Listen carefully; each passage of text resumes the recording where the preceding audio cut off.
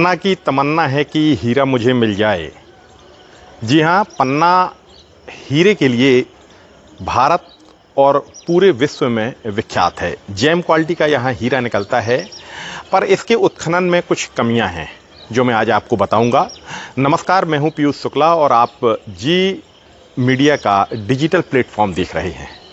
पन्ना देश दुनिया में जाना जाता है यहाँ के जेम क्वालिटी के हीरे के लिए, और इसकी चमक अंतर्राष्ट्रीय स्तर पर भी इनके जो ग्राहक हैं उनको अपने तरफ आकर्षित करती है।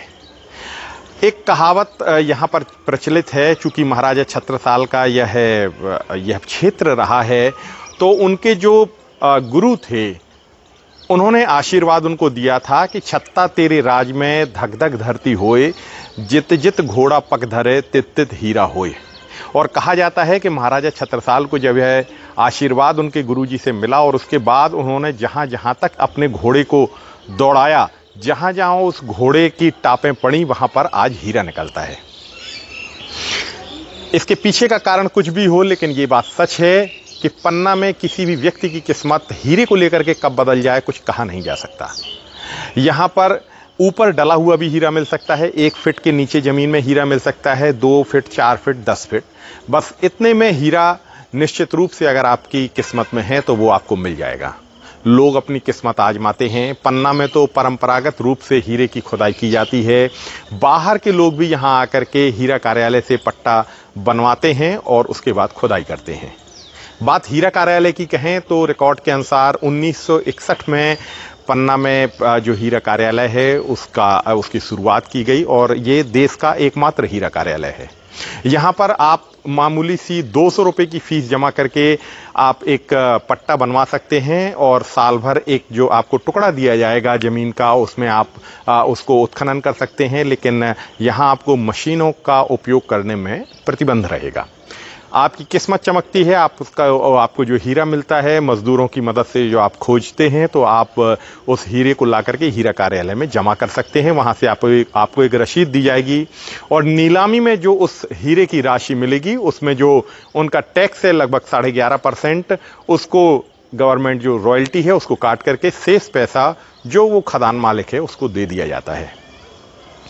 आज बात हीरे की इसलिए हो रही है क्योंकि पन्ना के हीरे को अब जीआई टैग मिल गया है।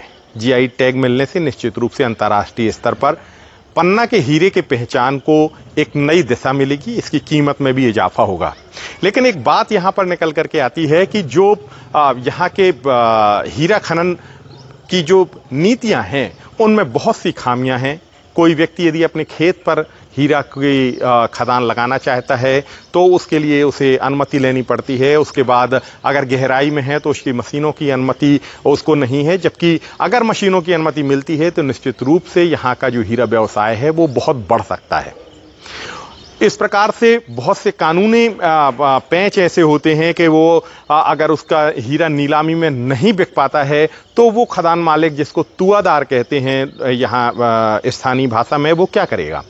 पन्ना जिले में अभी बीते 1 साल से अधिक समय हो गया है और हीरे की नीलामी नहीं की गई है।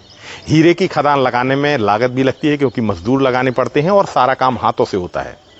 इस तरीके से अगर उस व्यक्ति को वहाँ पे उसको यदि उसका पैसा नहीं मिलता है, अगर उसकी जो नीलामी है हीरे की नहीं होती है, तो निश्चित रूप से जो छोटी आर्थिक स्थिति वाले लोग हैं उनको दिक्कत होती है।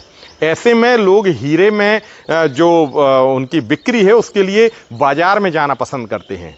लेकिन जो वर्तमान हीरा नीति है उसके अनुसार बाजार में हीरे को बेचना यहाँ गैर कानूनी माना जाता है, और पुलिस कई बार यहाँ कार्रवाई करती नजर आती है कि चोरी का हीरा पकड़ा गया या बेचा गया।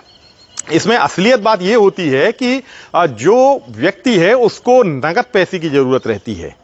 तो यहाँ जो हीरा नीति है पन्ना में, उसमें सुधार की आवश्यकता है, मशीनों की अनुमति की आवश्यकता है। तो निश्चित रूप से और तुरंत अगर पैसा मिले, कम से कम उसका एक ऐसा आकलन होना चाहिए कि उस हीरे का आधा पैसा उस व्यक्ति को तुरंत मिल जाए और आधा पैसा नीलामी के बाद मिले, तब भी लोग इस व्यवसाय से जुड़ने में हिचकेंगे नहीं। तो निश्चित रूप से सरकार से ये अपेक्षा की जाती है कि वो इस हीरा खनन की नीति में निश्चित रूप से कुछ सुधार करेंगे। पीयूष शुक्ला, जी मीडिया, पन्ना।